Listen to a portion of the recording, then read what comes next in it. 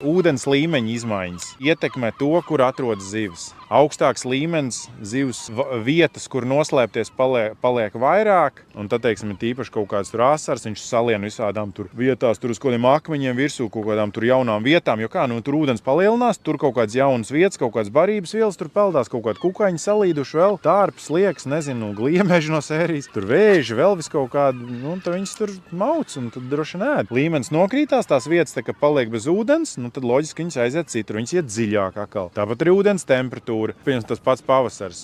Kāpēc zivs nāk baroties seklumā? Tāpēc, ka tās vietas, kur ūdens ir siltāks, viņām tur ir labāks metabolisms, jo augstāks ūdens, jo zivis paliek lēnākas kopumā. Bet tad atkal ir tas otrs gals, nedrīkst viņš būt arī pārāk silts, ja? Jo viņas līdekai tas ideālā temperatūra, kad viņi forši ķerās ir sākot no kaut kādiem 13-14 grādiem.